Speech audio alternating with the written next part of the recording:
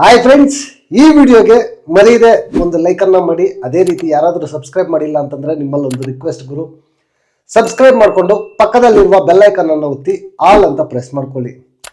ನೆನ್ನೆ ಎಪಿಸೋಡ್ ಹೆಂಗಿತ್ತು?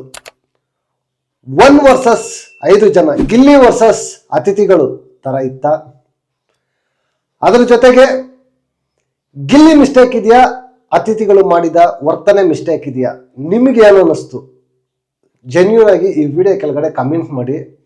ಗುರು, ನಾನು ಆನೆಸ್ಟ್ ಆಗಿ ನನಗೇನು ಅನ್ಸುತ್ತೋ ಅದನ್ನ ಹಿಂದೆ ಒಂದು ಮುಂದೆ ಒಂದು ಇಲ್ಲದೆ ಓಪನ್ ಆಗಿ ಹೇಳ್ತೀನಿ ಗುರು. ನಿಮ್ಮ ಒಪಿನಿಯನ್ ಏನೇ ಇದ್ರು ಕಾಮೆಂಟ್ ಮಾಡ್ಬೋದು.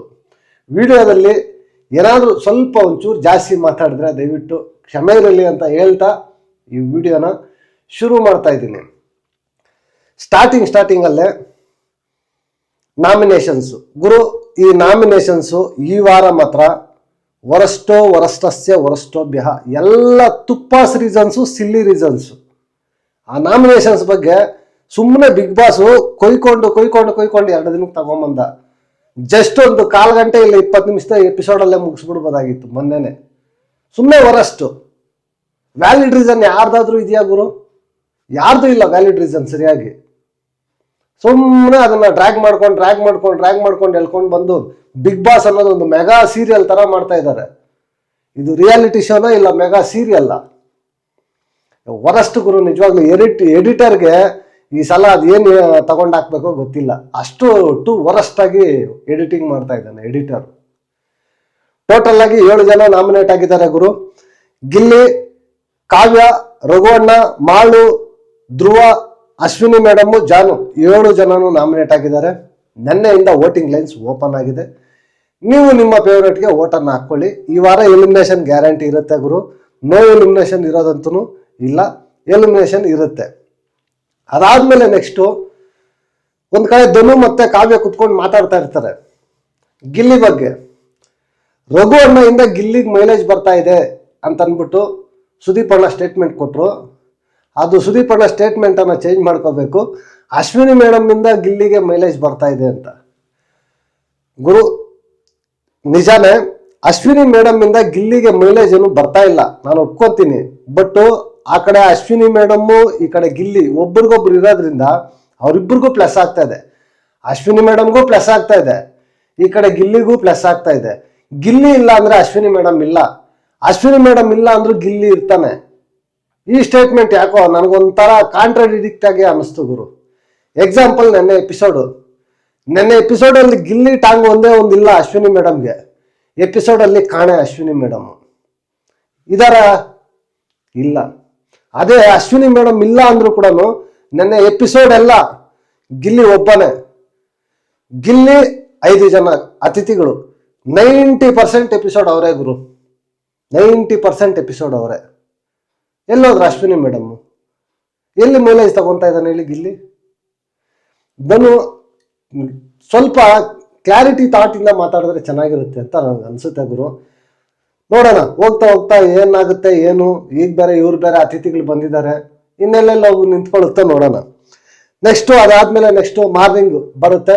ಬಿಗ್ ಬಾಸ್ ಎಲ್ಲ ಸಖತ್ತಾಗಿ ಡೆಕೋರೇಷನ್ ಮಾಡಿ ಪ್ಯಾಲೇಸ್, ಬಿಗ್ ಬಾಸ್ ಪ್ಯಾಲೇಸ್ ಅಂತ. ಯಾಕಂದ್ರೆ ಅರಮನೆ ಸೆಟ್ ಅಲ್ವಾ, palace. Last time resort task ಇತ್ತು ಗುರು. ಬಿಗ್ ಬಾಸ್ ರೆಸಾರ್ಟ್ ಇತ್ತು, ಬಿಗ್ ಬಾಸ್ ಹೋಟೆಲ್ ಅಂತ ಕೊಡ್ತಾ ಇದ್ರು. ಇವಾಗ ಅದನ್ನೇ ಡಿಫ್ರೆಂಟ್ ಆಗಿ ಬಿಗ್ ಬಾಸ್ ರೆಸಾರ್ಟ್ ಅಂತ ಕೊಟ್ಟಿದ್ದಾರೆ ಅಷ್ಟೇ. ಅಷ್ಟು ಬಿಟ್ರೆ ಬೇರೆ ಇನ್ನೇನು ಡಿಫ್ರೆನ್ಸ್ ಏನಿಲ್ಲ, ಸೇಮ್ ಹೋಟೆಲ್ ತರ ಅಷ್ಟೇ. ಇದರಲ್ಲಿ ಈ ವೀಕು ಸಖತ್ತಾಗಿ ಫನ್ನಿಯಾಗಿ ಸಖತ್ತಾಗಿ ಎಂಟರ್ಟೈನ್ಮೆಂಟ್ ಮಾಡುವಂತ ಒಂದು ಟಾಸ್ಕ್ ಇದು. ತುಂಬಾ ಜನ ಮೈಲೇಜ್ ತಗೋಬಹುದು ಈ ಟಾಸ್ಕ್ ಅಲ್ಲಿ. ಯಾರ್ಯಾರು ಸ್ಕ್ರೀನ್ ಪೇ ಸಿಗ್ತಾ ಇಲ್ಲ ಅಂತ ಬಡ್ಕೊಂತ ಇದ್ದಾರೋ ಅವರೆಲ್ಲ ಪರ್ಫಾರ್ಮ್ ಮಾಡ್ಬೋದು. ಓನ್ ಆಗಿ ಎಷ್ಟು ಬೇಕೋ ಅಷ್ಟು ಪರ್ಫಾರ್ಮ್ ಮಾಡ್ಬೋದು, ಅದು ಅವರ ಕೈಯಲ್ಲಿರುತ್ತೆ. ಈ ಟಾಸ್ಕ್ ಅಲ್ಲಿ ಬಂದಾಗ ಮ್ಯಾನೇಜರ್ ಕ್ಯಾಪ್ಟನ್ ಆಗಿದ್ದಾರೆ. ಮ್ಯಾನೇಜರ್ ಅಭಿಷೇಕ್ ಅನ್ನ ಕೊಡ್ತಾರೆ. ಶೆಫ್ ಬಂದು ಧನು, ಸೂರಜ್, ಜಾನು ಮತ್ತೆ ರಘುವಣ್ಣ. ಕಿಚನ್ ಡಿಪಾರ್ಟ್ಮೆಂಟ್ ಇವರು ನೋಡ್ಕೋಬೇಕು. ಹಾಸ್ಪಿಟಾಲಿಟಿ ಬಂದು ಸ್ಪಂದನ, ಕಾವ್ಯ, ರಾಶಿಕಾ. ಸ್ಪಂದನ ರಿಸೆಪ್ಷನಿಸ್ಟ್ ಆಲ್ಸೋ. ಅದ್ರ ಜೊತೆಗೆ ಹೌಸ್ ಕೀಪಿಂಗ್ ಬಂದಾಗ ನಮ್ಮ ಮಾಳು ಅಣ್ಣ ಮತ್ತೆ ರಕ್ಷಿತಾಗೆ ಕೊಡ್ತಾರೆ. ಸಪ್ಲೈಯರ್ಸ್ ಬಂದಾಗ ಗಿಲ್ಲಿ ಮತ್ತೆ ಅಶ್ವಿನಿ ಮೇಡಮ್. ಬೆಲ್ ಬಾಯ್ ಬಂದು ನಮ್ಮ ಧ್ರುವಂತಣ್ಣ. ಗುರು, ಇಲ್ಲಿ ಏನಾದರೂ ಬಿಗ್ ಬಾಸು ಈ ಕಡೆ ಅವರು ಕೋಟಾದಲ್ಲಿರೋರಿಗೆ ಒಳ್ಳೆ ಇದನ್ನ ಕೊಟ್ಟು ಈ ಕಡೆ ಬೇರೆಯವ್ರಿಗೆ ಕಡಿಮೆ ಚೀಪ್ ಪೋಸ್ಟ್ಗಳೇನಾದರೂ ಕೊಟ್ಟಿದ್ದಾರ, ಹೌಸ್ ಕೀಪಿಂಗು, ಬೆಲ್ ಬಾಯ್, ಈ ಥರ ಶೆಫ್ ಯಾವುದು ಸಪ್ಲೈಯರು ಅಂತ ಅಂದರೆ ನನಗನ್ಸಿರೋ ಪ್ರಕಾರ ಚೆನ್ನಾಗಿ ಎಂಟರ್ಟೈನ್ಮೆಂಟ್ ಮಾಡೋದು ಸಪ್ಲೈಯರ್ ಇದರಿಂದ ಮಾಡ್ಬೋದು, ಬೆಲ್ ಬಾಯಿಂದ ಮಾಡ್ಬೋದು, ಹೌಸ್ ಕೀಪಿಂಗ್ ಡಿಪಾರ್ಟ್ಮೆಂಟಲ್ಲಿ ಮಾಡ್ಬೋದು, ಸಕ್ಕದಾಗಿ ಮಾಡ್ಬೋದು. ಬಿಗ್ ಬಾಸು ಇವ್ರಿಗೆ ಪ್ಲಸ್ ಆಗೋ ಥರನೇ ಕೊಟ್ಟಿದ್ದಾರೆ. ಬಟ್ ಇವ್ರು ಅದನ್ನು ಯುಟಿಲೈಸ್ ಮಾಡ್ಕೋಬೇಕಷ್ಟೇ. ಯುಟಿಲೈಸ್ ಮಾಡ್ಕೊಂಡಿಲ್ಲ ಅಂತಂದರೆ ಏನೂ ಮಾಡೋಕ್ಕಾಗೋದಿಲ್ಲ. ಇಲ್ಲಿ ಅವ್ರಿಗೆ ಒಂಥರ ಕ್ಲಾರಿಟಿ ಇಲ್ಲ ಗುರು.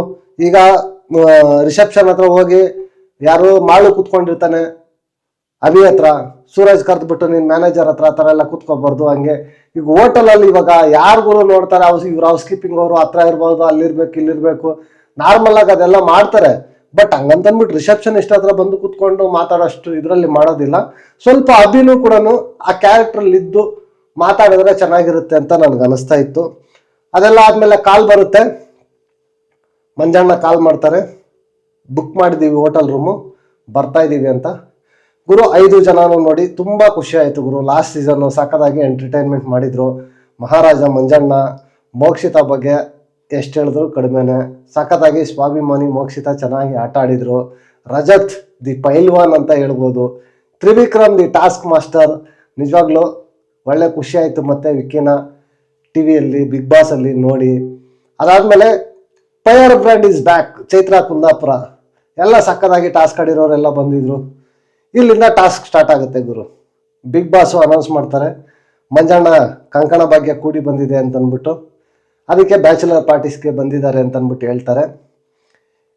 ಇಲ್ಲಿ ಸ್ಟಾರ್ಟ್ ಆಗುತ್ತೆ ಗಿಲ್ಲಿ 1ನೇ 2ನೇ ಮದುವೆನ, 3ನೇ ಮದುವೆನ, 4ನೇ ಮದುವೆನ ಅಂತ. ಗುರು ಗಿಲ್ಲಿ ಮಾತು ವರಸ್ಟ್ ಗುರು. ಇಲ್ಲಿ ಮಾತಾಡ್ಬಾರ್ದಾಗಿತ್ತು ಆ ಥರ ಮಾತುಗಳು. ಯಾರೇ ಆದ್ರೂ ಅದು ಮನೆಗೆ ಬಂದಿರೋ ಅತಿಥಿಗಳ ಹತ್ರ ಆ ಥರ ಮಾತಾಡ್ತಾರ? ಕಾಮಿಡಿ ಇರ್ಬೇಕು ಗುರು. ನಾನು ಇಲ್ಲ ಅಂತ ಹೇಳ್ತಾ ಇಲ್ಲ. ಗಿಲ್ಲಿ ಕಾಮಿಡಿ, ಗಿಲ್ಲಿದು ಕಾಮಿಡಿನೇ ಸ್ಟ್ರೆಂತು. ಆ ಕಾಮಿಡಿ ಯಾವ ಥರ ಇರಬೇಕು ಅಂತಂದ್ರೆ ಒಬ್ರಿಗೆ ಹರ್ಟ್ ಆಗಬಾರ್ದು, ಆ ಥರ ಇರಬೇಕು. ನಿಜವಾಗ್ಲೂ ವರಸ್ಟ್ ಅನ್ನಿಸ್ತು ಗುರು ನನಗೆ. ನೀವೇ ಹೇಳಿ, ನಿಮ್ಮ ಮನೆಗೆ ಬಂದಿರೋರ ಹತ್ರ ನೀವು ಆ ರೀತಿ ನಡ್ಕೊತೀರಾ? ಬಟ್ ಮಂಜಣ್ಣ ರಿವರ್ಸ್ ಆಗ್ತಾರೆ. ಮಂಜಣ್ಣನು ಬಂದು ಗಿಲ್ಲಿಗೆ ವಾರ್ನ್ ಮಾಡ್ತಾರೆ, ನಾನು ಪರ್ಸ್ನಲ್ ಆಗಿ ನಿಂತ್ಕೊಂಡ್ರೆ ಚೆನ್ನಾಗಿರಲ್ಲ ಅಂತಂದ್ಬಿಟ್ಟು ತುಂಬ ಸ್ಟ್ರಾಂಗ್ ಆಗಿ ಮಾತಾಡ್ತಾರೆ.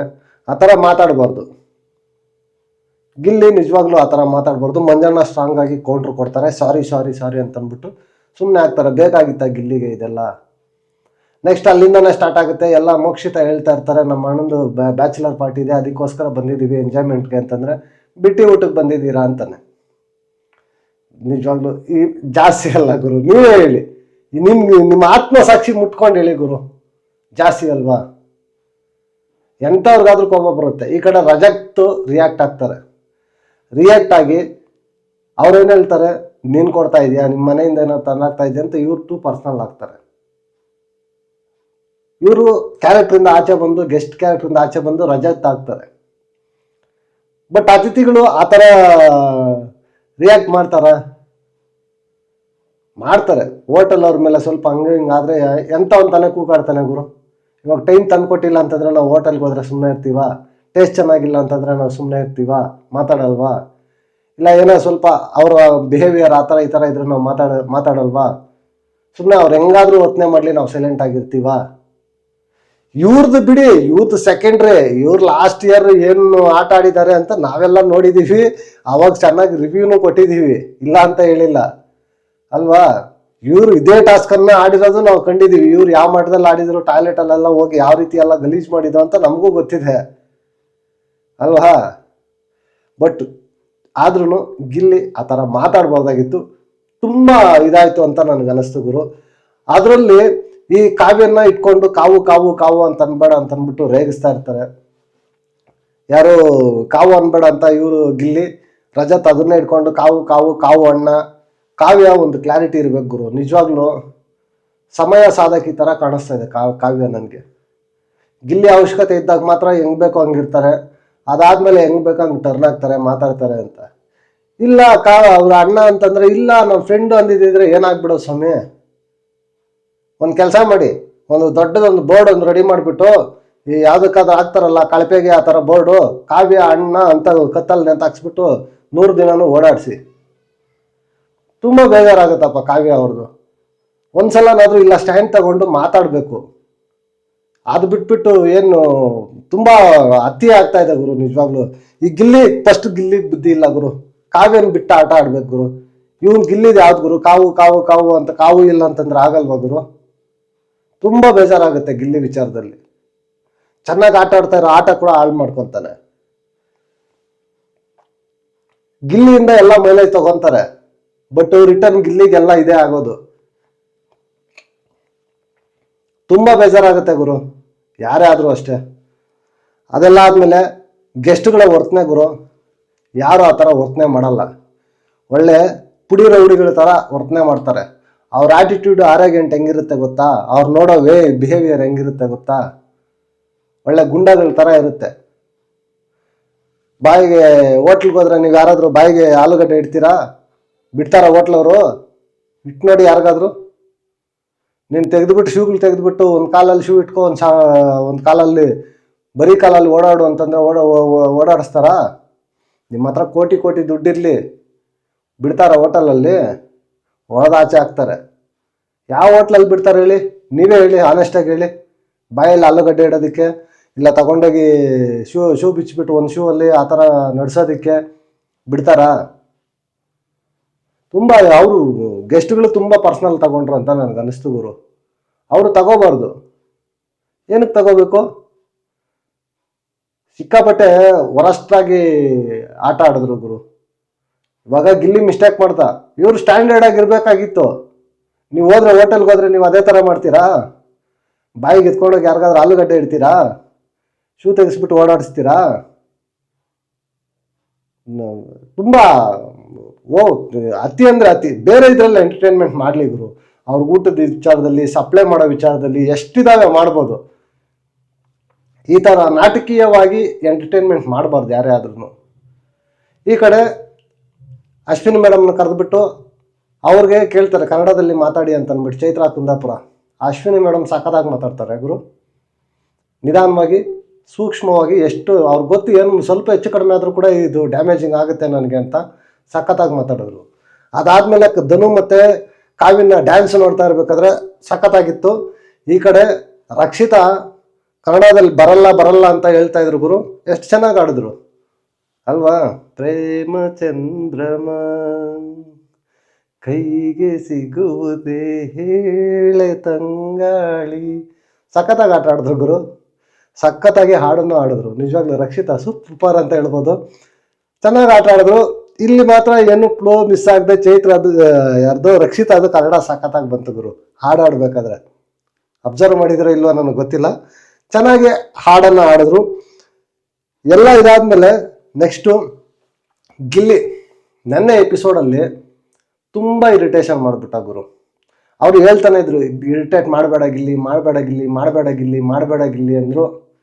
ಇರಿಟೇಟ್ ಮಾಡ್ತಾನೆ ಇದ್ದ, ತುಂಬ ಇರಿಟೇಟ್ ಮಾಡ್ತಾ ಇದ್ದ. ಆ ಇರಿಟೇಷನ್ನು ಯಾವ ಮಟ್ಟಕ್ಕೆ ಹೋಗುತ್ತೆ ಅಂತಂದರೆ, ಇವತ್ತು ಸ್ಟಾರ್ಟ್ ಆಗುತ್ತೆ. ಬಿಗ್ ಬಾಸು ಒಂದು ಟಾಸ್ಕನ್ನು ಕೊಡ್ತಾರೆ. ಈವ್ನಿಂಗ್ ಆಗ್ತಾ ಇದೆ, ಗೆಸ್ಟ್ಗಳಿಗೆಲ್ಲ ಎಂಟರ್ಟೈನ್ಮೆಂಟ್ ಬೇಕು. ಲೇಡೀಸ್ ಎಲ್ಲ ಗ್ರೂಪ್ ಡ್ಯಾನ್ಸು, ಇವರೆಲ್ಲ ಬಾಯ್ಸ್ ಎಲ್ಲ ಪ್ರಾಪರ್ಟಿ ಡ್ಯಾನ್ಸು. ಗಿಲ್ಲಿ ಮತ್ತು ಅಶ್ವಿನಿ ಇಬ್ಬರು ಕೂಡ ಆ್ಯಂಕರ್ ಆಗಿರ್ತಾರೆ, ರೋಸ್ಟ್ ಮಾಡಬೇಕು ಅಂತ. ಅದು ಅವರೇ ಕೇಳಿ ಹೇಳ್ತಾರೆ. ಬಿಗ್ ಬಾಸ್ ಹೇಳ್ತಾರೆ, ನಿಮ್ಮ ಚೌಕಟ್ಟನ್ನು ಮೀರಿದ್ರೆ ರೋಸ್ಟ್ ಮಾಡಬೇಕು ಅಂತ ಹೇಳ್ತಾರೆ. ಬಟ್ ಆದರೆ ಹೆಂಗೆ ರೋಸ್ಟ್ ಮಾಡ್ತೀಯಾ, ನಮ್ಮನ್ನೇನು ರೋಸ್ಟ್ ಮಾಡ್ತೀಯಾ, ನಿನ್ನ ಕೈಯಲ್ಲಿ ಆಗುತ್ತಾ, ನೀನು ಹೋಗಿ ಅಶ್ವಿನಿ ಹತ್ರ ಇಟ್ಕೋ, ಅಶ್ವಿನಿನ ರೋಸ್ಟ್ ಮಾಡು, ಈ ಥರ ಮಾತುಗಳೆಲ್ಲ ಮಾತಾಡ್ತಾರೆ. ತುಂಬ ಕಿಂಡಲ್ ಮಾಡ್ತಾರೆ ಗಿಲ್ಲಿನ. ರಜತ್ತು, ಈ ಕಡೆ ಮಂಜಣ್ಣ, ವಿಕ್ಕಿ ಎಲ್ಲ ಸೇರಿಕೊಂಡು ಆಯ್ತು ಬಿಡೋಣ, ನಾನು ಮಾಡ್ತೀನಿ ಬಿಡೋಣ ಅಂತಾನೆ. ಅದು ತುಂಬ ಪರ್ಸನಲ್ ಆಗಿದೆ ಅಂತ ಅನ್ನಿಸ್ತಾ ಇದೆ. ಇವಾಗ ಬೆಳಗ್ಗೆ ಪ್ರೋಮೋ ನೋಡಿದ್ರೆ ಅದೇ ಆಗಿರೋದು ಕತೆ. ರಜತ್ತು ಬಿಹೇವಿಯರು, ವರ್ತನೆ ಇದು ಸರಿ ಇಲ್ಲ ಗುರು. ನೀವು ಸಿಂಪಲ್ಲಾಗಿ ಯೋಚನೆ ಮಾಡಿ, ಆಯಿತು ಈಗ ಹೋಟ್ಲ ಒಂದು ಮಿಸ್ಟೇಕು, ಬಂದಿರೋನು ಹೋಟ್ಲ ಹತ್ರ ಹೋಗಿ ಆ ಥರ ಮಾಡಿದ್ರೆ ಹೊರಗಡೆ ಹಾಕ್ತಾರೆ. ಯಾರು ಇಟ್ಕೊತಾರೆ ಹೋಟ್ಲಲ್ಲಿ? ನೀವೇ ಹೇಳಿ, ಇಟ್ಕೊತಾರಾ? ಏನಾದರೂ ಪ್ರಾಕ್ಟಿಕಲಾಗಿ ಥಿಂಕ್ ಮಾಡಬೇಕು, ಪ್ರಾಕ್ಟಿಕಲಾಗಿ ಮಾತಾಡಬೇಕು. ನನಗನ್ಸಿದ್ದು ನಾನು ಹೇಳ್ತಾ ಇದ್ದೀನಿ ಗುರು. ಈ ಕಡೆ 1 vs 5 ಥರ ಇತ್ತು. ಗಿಲ್ಲಿ 2 ಇರಿಟೇಷನ್ನು. ಗಿಲ್ಲಿ ಒಂದು 2 ಮಾತುಗಳು ಮಾತ್ರ ತುಂಬ ಮಾತಾಡ್ದ ಅಂತ ಅನಿಸ್ತು. ಮಂಜಣ್ಣನ ಮದುವೆ ಬಗ್ಗೆ ಬಿಟ್ಟಿ ಊಟ ಅವೆರಡು ಕಟ್ ಮಾಡಿಬಿಟ್ರೆ ಗಿಲ್ಲಿ ನೀರು ಕುಡಿಸ್ಬಿಟ್ಟ ಅಂತ ಹೇಳ್ಬೋದು ಅತಿಥಿಗಳಿಗೆ. ಸಖತ್ತಾಗಿತ್ತು. ಈ ಕಡೆ ಅತಿಥಿಗಳು ಮಾತ್ರ ವರಸ್ಟ್ ಆಗಿತ್ತು. ಎಪಿಸೋಡ್ ಏನೂ ಇಲ್ಲ ಗುರು, ಬರೀ ಗಿಲ್ಲಿ ಅತಿಥಿಗಳು ಅಷ್ಟು ಬಿಟ್ರೆ ಬೇರೆಯವರು ಎಲ್ಲ ಹೋಗಿ ಮಲ್ಕೊಂಡಿದ್ರು ಅಂತ ನನ್ಗೆ ಅನಿಸ್ತಾ ಇತ್ತು. ಮ್ಯಾನೇಜರ್ ಆಗಿ ಅಭಿ ಫೇಲ್ ಗುರು. ಕರೆಕ್ಟಾಗಿ ಪ್ರಾಪರಾಗಿ ಇದನ್ನ ಹ್ಯಾಂಡಲ್ ಮಾಡಲಿಲ್ಲ, ಕಂಟ್ರೋಲ್ ಮಾಡಲಿಲ್ಲ ಸ್ಟಾಫನ್ನು. ಗಿಲ್ಲಿನ ಕಂಟ್ರೋಲ್ ಮಾಡೋಕ್ಕಾಗಲಿಲ್ಲ. ಅಲ್ಲಿ ನೋಡಿದ್ರೆ ಅವ್ರ ಫುಡ್ಡು ಅವ್ರ ಪಾಡಿಗೆ ಅವರು ಕಿಚನಲ್ಲಿ ಏನು ಬೇಕೋ ಬೆಡ್ ರೋಸ್ಟ್ ಎಲ್ಲ ಮಾಡಿಕೊಂಡು ಸಖತ್ತಾಗಿ ತಿಂತಾ ಇದ್ರು. ಕಂಟ್ರೋಲ್ ಇಲ್ಲ ಅಂತ ಅನ್ನಿಸ್ತು. ಅದಾದಮೇಲೆ ಕ್ಯಾಪ್ಟನ್ಸಿ ರೂಮ್ ಬಿಟ್ಕೊಟ್ಬಿಟ್ರು. ಆ ರೂಮನ್ನು ಕಂಟ್ರೋಲಲ್ಲಿ ಇಟ್ಕೊಳ್ಳೋ ಇದು ಕೂಡ ಇಲ್ಲ ಅಭಿಗೆ ಅಂತ ನನಗೆ ಅನ್ನಿಸ್ತು ಗುರು. ನಿಮ್ಗೇನು ಅನ್ನಿಸ್ತು? ಈ ವಿಡಿಯೋದಲ್ಲಿ ಏನೇ ಹೇಳಿದ್ರು ಕೂಡ ಅದು ನನ್ನ ಒಪಿನಿಯನ್ ಗುರು. ನನ್ನ ಒಪಿನಿಯನ್ ನಿಮ್ಮ ಜೊತೆ ಮ್ಯಾಚ್ ಆಗಬೇಕು ಅಂತ ಏನಿಲ್ಲ. ನಿಮ್ಮ ಒಪಿನಿಯನ್ ಏನೇ ಇದ್ರೂ ಕೂಡ ಈ ವಿಡಿಯೋ ಕೆಳಗಡೆ ಕಮೆಂಟ್ ಮಾಡ್ಬೋದು ಅಂತ ಹೇಳ್ತಾ ನೆಕ್ಸ್ಟ್ ವಿಡಿಯೋದಲ್ಲಿ ಸಿಗ್ತೀನಿ. Until take care, bye bye, ನಮಸ್ತೆ.